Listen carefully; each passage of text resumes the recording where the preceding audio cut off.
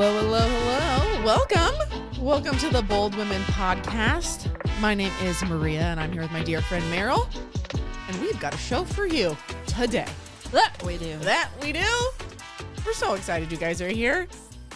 I feel like the topic we have today, we hear all the time in church. So if you're new to faith or new to coming around to this experience of Christ, you're going to hear about this lady a lot in your walk. So we're going to talk about the Proverbs 31 woman today. But before we do that, whoa, we're on social media. Yeah. Check us out on YouTube, Spotify, wherever else. Yeah. Apple Podcasts. Shameless plug too if you want to help us do our social media for free. Oh gosh, yeah. Yeah, if you're wild If about you're social wild media, about and social you just media wanna, and you want to help, look at our page, okay? Fix it. Somebody. Fix us. Help. Okay, anyway. All right. Anyways. Let's get to the topic. Okay. So we were talking today about our Proverbs 31 woman. So basically throughout scripture, there is this idea that Proverbs 31 tells us what like a woman after God should be like. Uh-huh. And sometimes like when we hear it, it's just, sometimes it feels like crazy of like, how can I live that up? That's what I feel like when I read it. I'm like, okay, cool. I might have like 2 of those. Why don't you read it for us? The whole thing? I mean, I can. Well, I mean, which part? Pat. Just starting from the beginning. Okay. Can we tell the funny story about the bagel shop? Nope. All right. You read 1 through 9. Okay. I'll read 10 through 20. We'll just go every 10. Yeah, right. Okay. Do you know what version this is? What translation by chance? Probably NIV or something. Probably NIV, I would guess. All right. So, the sayings of King Lemuel, an inspired utterance his mother taught him. So, this is King Lemuel's reciting something his mom told him. He is the author, but these are his mother's words. Yep. Okay. So she says, "Listen, my son, listen, son of my womb, listen, my son, the answer to my prayers." What a sweet woman. That's sweet. Oh. "Do not spend your strength on women, your vigor on those who ruin kings." Ooh. "It is not for kings, Lemuel. It is not for kings to drink wine, not for rulers to crave beer, lest they drink and forget what has been decreed and deprive all the oppressed of their rights. Let beer be for those who are perishing, wine for those who are in anguish. Let them drink and forget their poverty and remember their misery no more. Speak up for those who cannot speak for themselves, for the rights of all who are destitute. Speak up and judge fairly, defend the rights of the poor and needy." All right.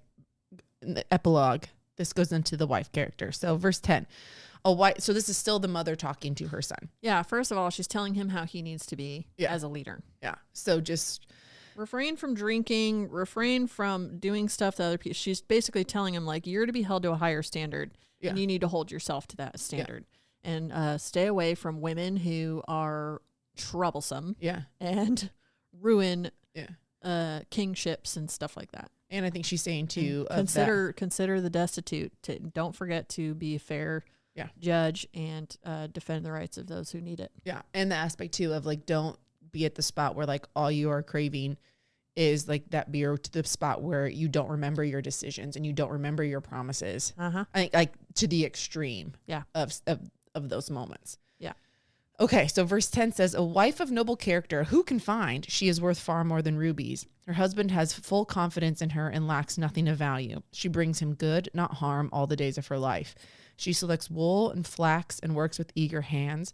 She is like the merchant ships bringing her food from afar. She gets up while it is still night, and she provides food for her family and portions for her female servants. She considers a field and buys it. Out of her earnings, she plants a vineyard. She sets about her work vigorously, and her arms are strong for her tasks. She sees that her trading is profitable, and her lamp does not go out at night. In her hand, she holds the distaff and grasps the spindle with her fingers." All right.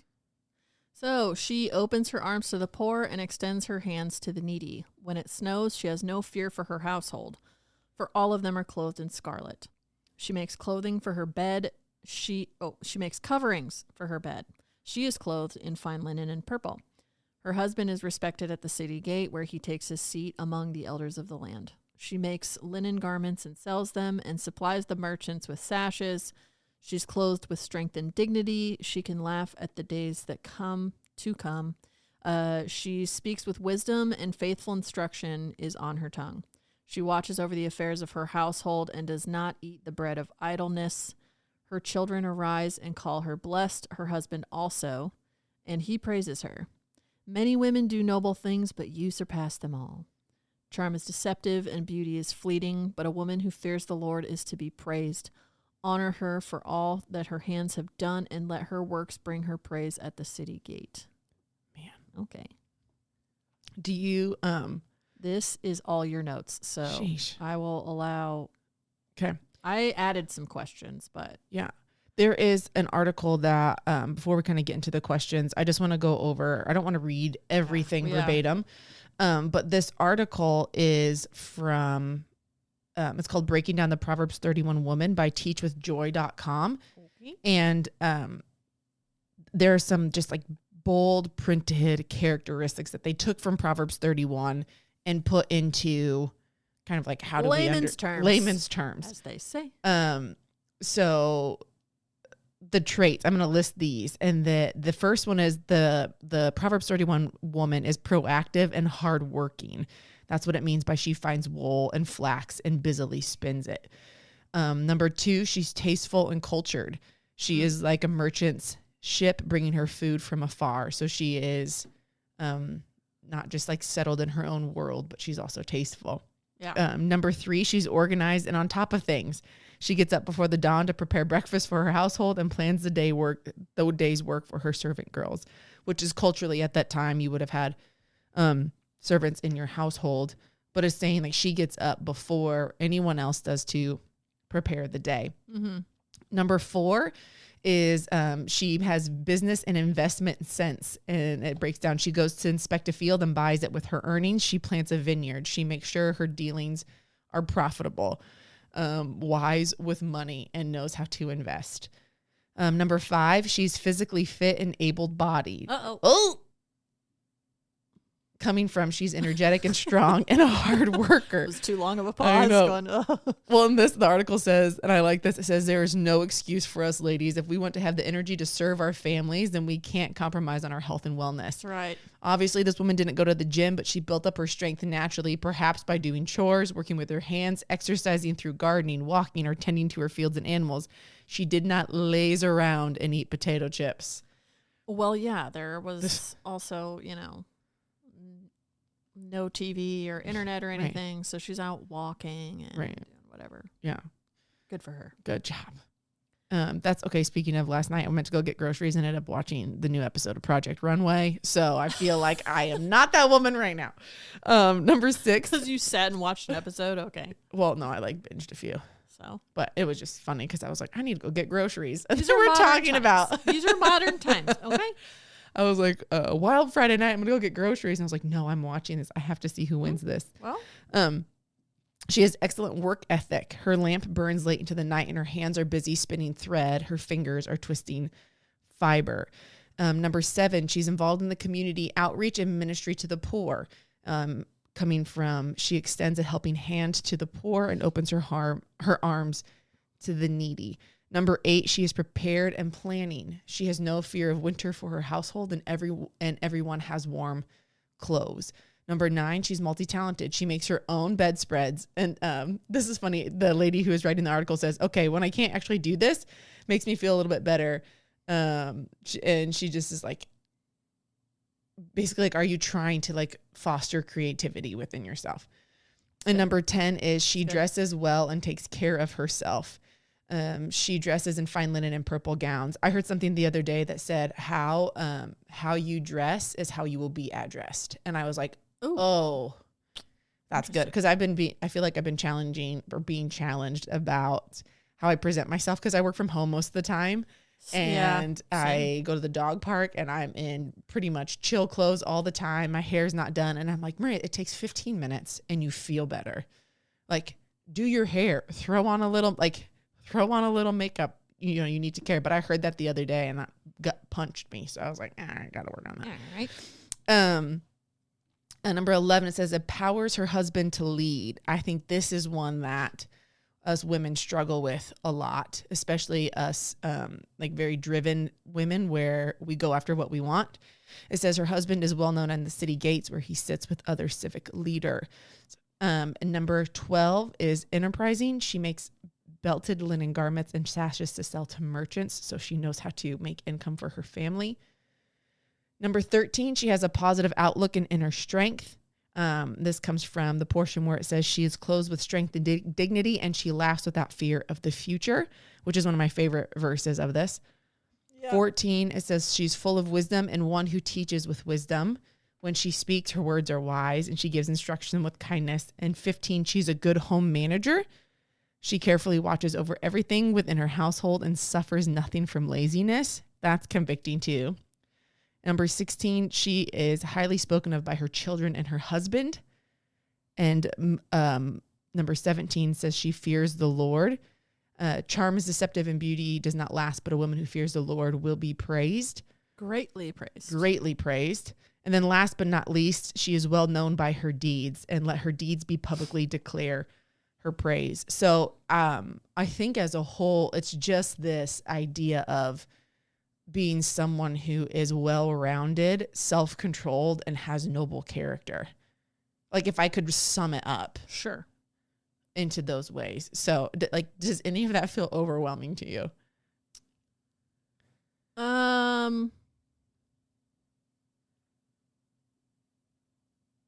Honestly, not really. Yeah. Maybe it's because I don't have kids. That's true. But yeah, I'm sure it's different in different seasons in life. Right. I think that, it can be, I'm sure. Yeah. I'm sure it is overwhelming for some women. Yeah.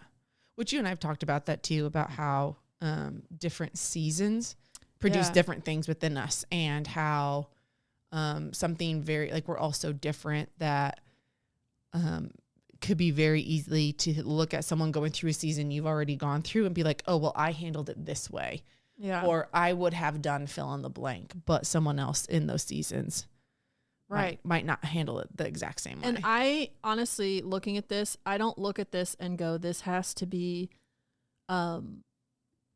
something that you take on all at once. I think 100%. That, as you were kind of saying, like seasonally, as you're going through different phases in life, like I think that you're going to embody some of those attributes more than others, just because of like the circumstances or things that are going on in your household or whatever. Or for example, like the food one. Okay, I don't have kids right now. I wake up, I make my own food when I want it. I don't have to think. Right.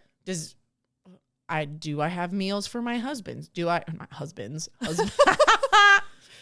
Well, one.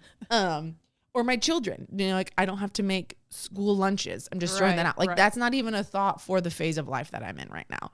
Yeah. But do I have enough where I can be wise with my money and I'm not throwing it away all the time? And like I have had seasons where I have DoorDash frequently. Did I lose a lot of money door dashing? Yeah. I think a lot of what this speaks to though is just, this is something that we talked about recently in one of our Bible study gatherings. But like, a lot of this too is like, are you stewarding the things that have been given to you well? And so,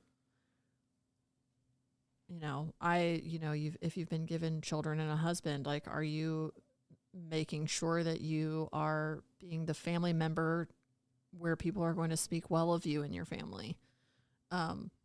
Because you're going to speak well and highly of your children and your husband, and by the things that you do, the way you manage the home, the way that you carry yourself, and all of that will be a byproduct, is you'll be highly spoken of by your children and your husband, because you're nurturing them and you're providing them with a safe and loving environment. It makes me think of an episode of High Potential that I just watched.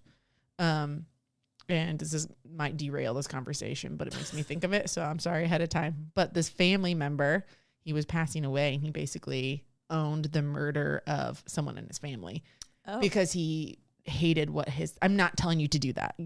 I'm just describing in the show. But he basically was trying to help clear his family's name because of what had happened, because he knew he was going to pass. So he wanted to take the blame so his family could reestablish their place in society, basically. Moral of the story, he wasn't the one who did it, and they figured it out. But I forget the Proverbs, but it actually says, talks about how like your character is worth more than rubies, if I'm quoting that correctly. But a noble character is pretty huge. I think the one that I don't like the one. I mean, I know I paused long, but especially I don't think it's always often taught in church, where the section about like taking care of yourself too. And I think as women, we oftentimes, just because we have nurturing embedded within us, we are the last to take care of ourselves. Mm-hmm. And that does affect how we take care of others ultimately. So like if I'm taking care of myself well, if I'm taking care of my health, because I know times when I don't take care of my health, how I feel about myself is lacks what I pull on from other people. Like, okay, I'm pulling my value on, for example, if I don't feel good about who I am and how I'm taking care of myself, I might pull on Meryl to make me feel loved and valued as a friend more, versus like byproduct of I'm just taking care of myself and I love who I am and what God's doing in me.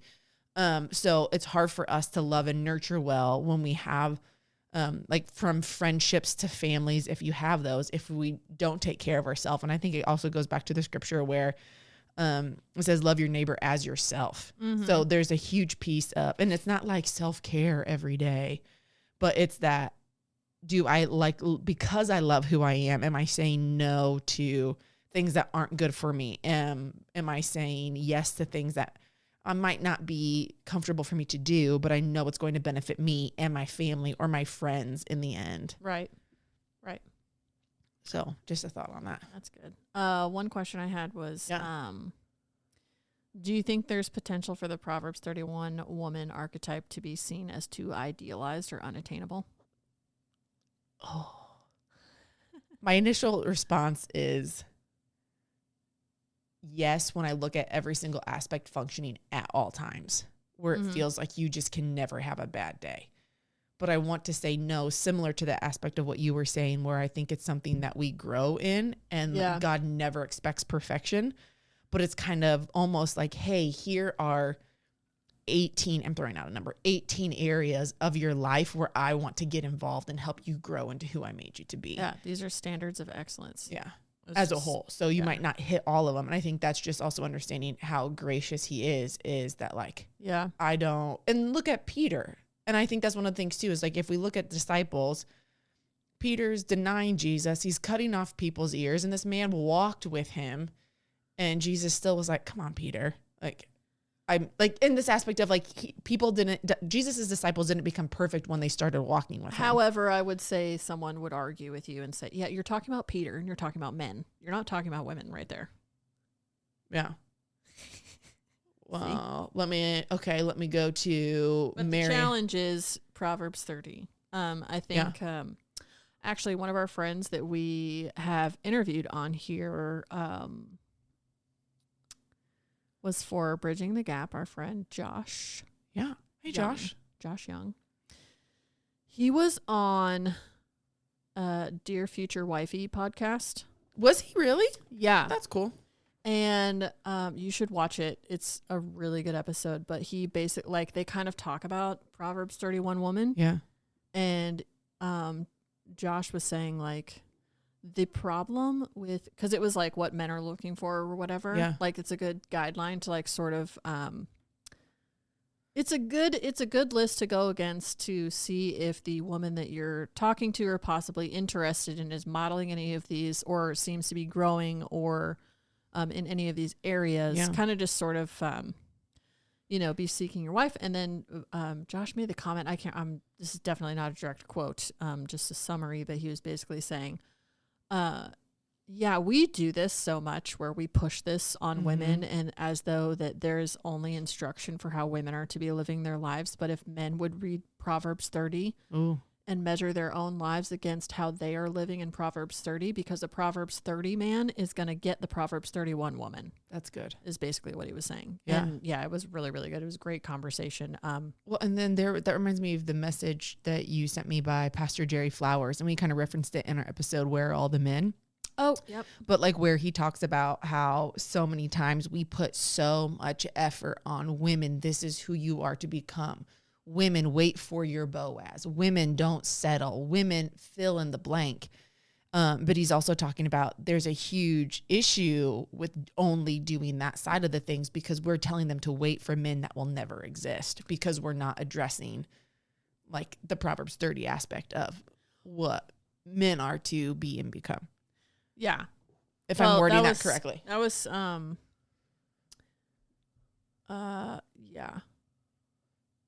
What was I going to say about that? Well, I guess I would just counter with that. Sorry, that was a very emphatic. Well, well, kind of like earlier how I said latte, and Meryl was like, "Huh?" Yeah, it was funny. Maybe we'll have to release that. But what I was thinking about when you said that was women need to understand. I think I've said this before too in another episode, but women need to understand that, like, also, like, you are a work in progress, and so therefore, like, your man's going to be a work in progress. Like, he's not going to, he may check off like a lot or most of the quote unquote boxes that you have of like attributes, but he could be spiritually immature and he could be, you know, a lot of different things. But the thing is to not place that man, or, you know, where he's at right this second as like that's how he's going to be forever. Right. Because as you yourself are changing and growing and hopefully progressing and healing and developing yourself, then I guess the attribute to be looking for in a man is like, okay, is he doing that? Right. Is he making efforts to grow and to serve others? Does he have a heart for God? Like, is he trying to grow? Sure, he may be spiritually immature, but where's is there willingness? Yeah, and where are the other signs that are pointing toward he is actively doing that on his own without prompting from you? Yeah. So there's that. Well, and what's the thing you sent me one time too, and I thought it was so good, and it was like there's a king and a fool in every man, and who you speak to will grow. Oh yeah. And I was like, oh, that's so good. So it's like, that was good. Will you I don't remember what that was from. I don't remember what it's from. It was something, but she was basically talking about, or this woman was calling in and asking how like my husband is literally not being a husband. And the lady kind of challenged her, like, are you pointing out the fool in him, or are you pointing out the king? Because who you talk to will be what grows. And it's like that. And you have to, man. It's your responsibility, especially if you're looking for a husband, is like it's your responsibility to be calling that man higher, calling him to who you know who he can be and who God has called him to be. And it's up to him if he rises up to that. But your job is to help call and him see that and see what is in him and who is in him. Yeah. And ultimately it's going to come down to you. Does he rise up to it or not? Sort of speaking to that, like related, but this is like for women. What, if any, are some potential pitfalls to focusing too heavily on this ideal?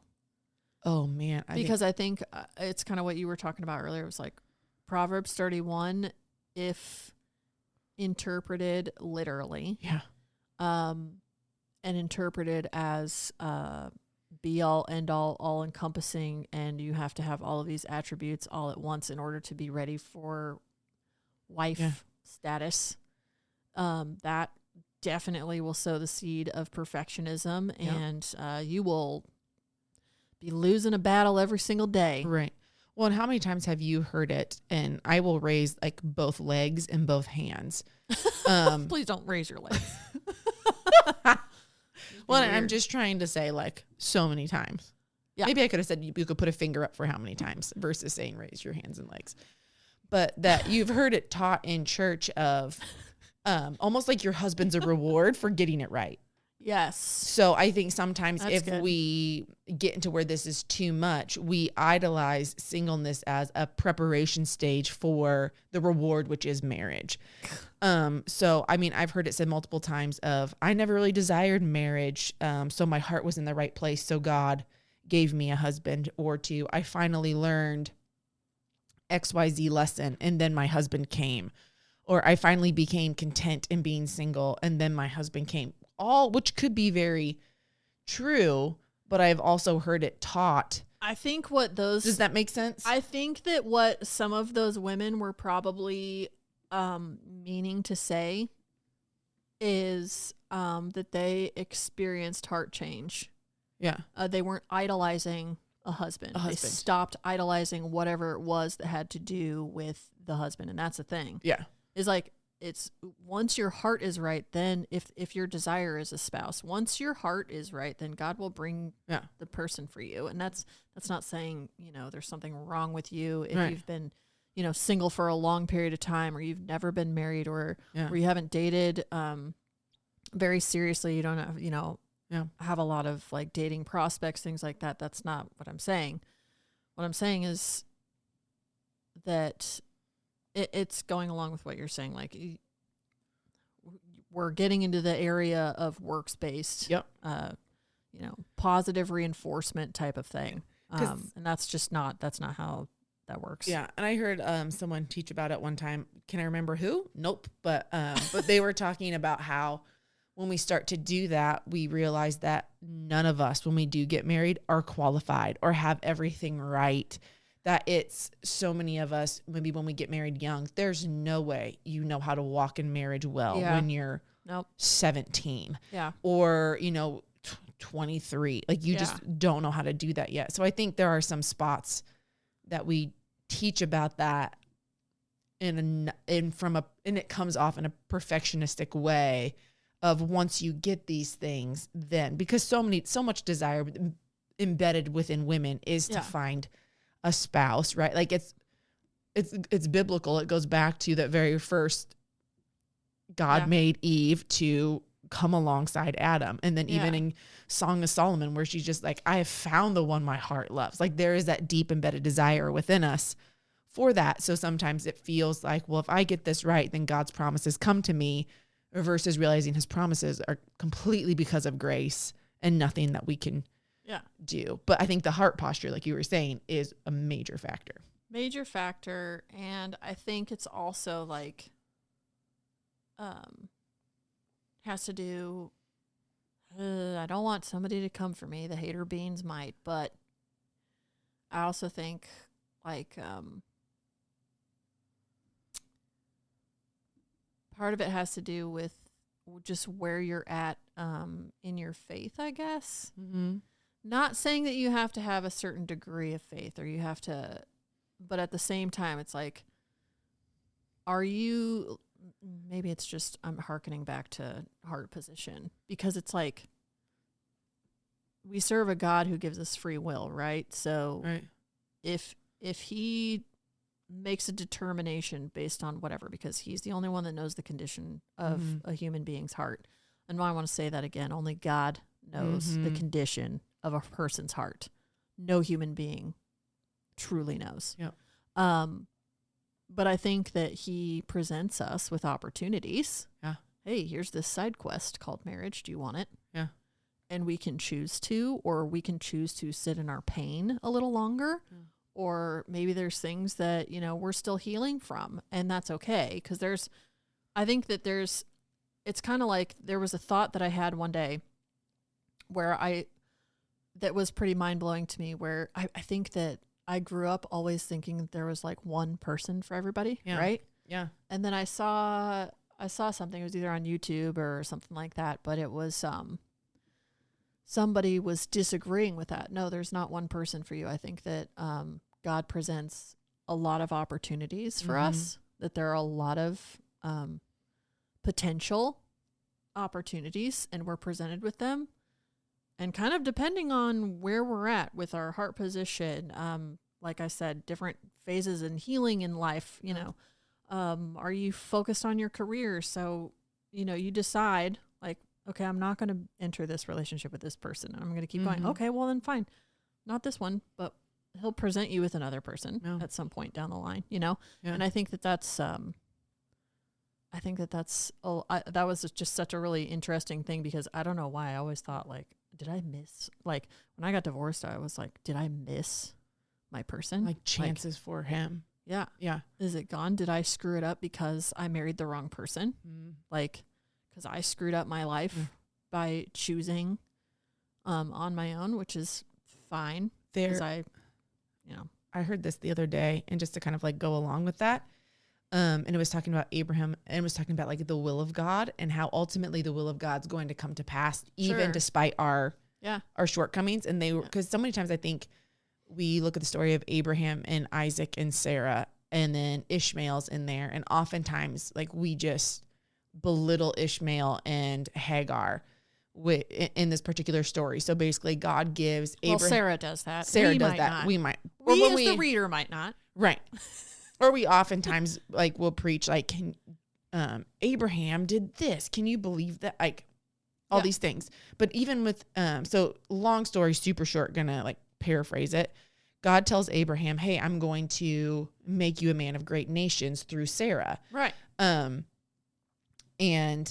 actually, even in scripture, I don't even think he says through Sarah. It's just that was his wife at the time. So it's like what he is told is, I'm going to make you a man of great nations, and his wife can't conceive. So she says here, time has passed. Clearly she's not having kids. She says, here, take my servant, basically marry her, have children. Yeah. So he does. And that's, I don't think he married her. He did. He did marry her? Yeah. Okay. Yeah. But so they all had like multiple wives. They had multiple. Yeah. So he took her on as a wife, married her, and then she conceived. I think a couple beautiful things is you never read in scripture where God reprimanded Abraham for doing that. But he still just said, no, my promise still stands. And I thought that was really cool, because where I heard it was talking about like, we can go and we can do our own things, but ultimately Sarah had a child despite Abraham going and trying to have a child that way. But it was like the promise of God still stood despite his humanity, basically. Yeah. And I just thought that was, when I heard that, it was like, oh man, that's so nice. Cause sometimes it, like you were saying that, like, did I miss, am I like, because ultimately we act out of the places we know, not out of the places we don't know. Hindsight is a great teacher, but most of the time we're doing what we can with what we know at the time. Does that make sense? I feel like that was a little. No, that makes sense to me. Yeah. Do you think that, okay, so I think sometimes too, where we get into trouble is we read this list as once I am all these things, then I will get. And I think sometimes that's like the heart posture that you were saying, is that perfectionist side of. Well, yeah, not allowing yourself to get into a workspace type of mindset with when you read this. Yeah. Too. Of like, oh, this is who I'm supposed to be. I'm not there yet. What am I doing wrong? Versus letting God do the work in you. Cause I think that's another thing. Like, I think that the way that this scripture should be read is like inspiring, right? Yeah. That's like, a great way to put that. This is the type of woman that I want to be. Right. Because I want to be a woman whose husband is excited to go home, whose kids are excited to see her. Yeah. People speak highly. I want people to speak highly of me because they think of me as a woman of integrity. And I want people to view me as someone who makes smart business and money decisions. Yeah. I want my family to be able to trust me to make those types of decisions. I want the people that are close to me in my life to feel loved by me. And that is sometimes through acts of service, which is I have your meal ready for you when you get home, or I'm preparing your lunches for school, stuff like that. But yeah, I think that's just, that's a great way to, I think this is just inspiration for the type of woman that we can strive to be. We can all strive to be. And I don't think it's unattainable either. No, because I wouldn't be in there if it was unattainable. Yeah. And as I was kind of saying at the beginning, that was just sort of hitting me in terms of like, as we were looking through the list, was like, no, these are things that we can do, like different aspects of these we can do really well in some seasons, and then have other aspects of them do really well in other seasons. And just kind of depending on what's happening in life. Right. I don't think it has to be something you have to be at all times, all at once. Yeah.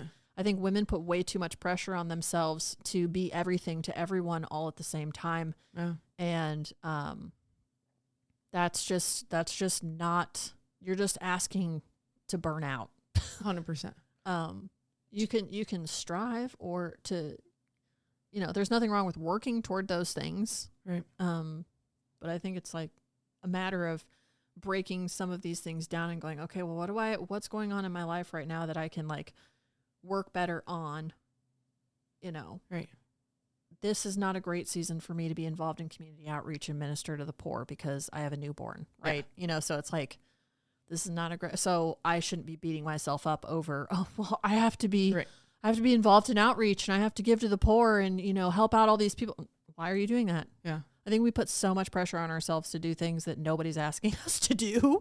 And we just assume that everybody wants us to be everything all at once. And that's just impossible. Yeah. So, yeah, that's good. Do you think of, or just like looking at any modern day women, can you think of anybody who exemplifies this? Like when you think of a woman immediately, like in today's world, can you think of someone that makes you think of her? I do. And I hesitate to say this because it's also like I think of, when I think of this woman, it's not somebody I know personally. Yeah. But it's like I've listened to her podcasts. I've done some of her Bible study devos that are in the Bible app, and I would like to read some of her books and stuff. But I think about but just the way that she carries herself, the way she's an inspiring person to me, and that's Lisa Bevere. Mm-hmm.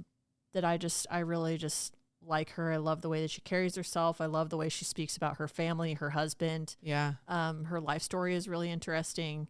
But yeah, that is somebody who I would say is someone who probably embodies a Proverbs 31 lifestyle pretty well. I have two Lisas actually that I think of in the same situation. I think of Lisa Harper and Lisa Turkhurst, which are Turkhurst, which I picture those two, which maybe we just need Lisas out there. We need the Lisas. We see you, Lisas. That's my cousin's name. Shout out, Lisa, if you ever listen to this. Nice. But yeah, those are women that I think same. I don't know them personally, but from their teachings and how I have seen them carry themselves, where I'd be like, man, if I could be a quarter of that woman, that would be awesome. Yeah. That'd be awesome. Sure. Do you have any other, I don't know, I feel like this Proverbs 31 is one of those, just like, it's just that, like you're saying, it's that constant challenge to, like, I think it was so perfect when you said we should look at it as inspiring in the way of, this is what we can be. Yeah. And I know you and I've had conversations too about, it's the Lord that does it in us. So like if encouragement to women listening is like, you don't have to take this all on yourself, but like the Lord wants to help you in that. Or, hey, like looking over some of this stuff and going, God, I don't feel like I'm a great manager of my home. Help me to do that better. Yeah. Show me what it is that I, can do. I don't feel like I'm always super proactive or that I manage my time well. How can I do better at that? Show me that. Yeah. Or even like this, right? It says tasteful and cultured. Lord, I know is there even too simple of like, is there a different culture that I can look up that they see the world drastically different than the way I do? Or bring someone into my life that can help me learn more about their experience. Bring the right people into my life that I can and he does. learn from. Yeah, and he'll do that. And so it's like, it's not it's not a hard and steadfast list of things that you must be at all times. Oh, I agree. I don't think. Because I feel like that would get pretty, like you said, burnout and exhausting. Yeah. I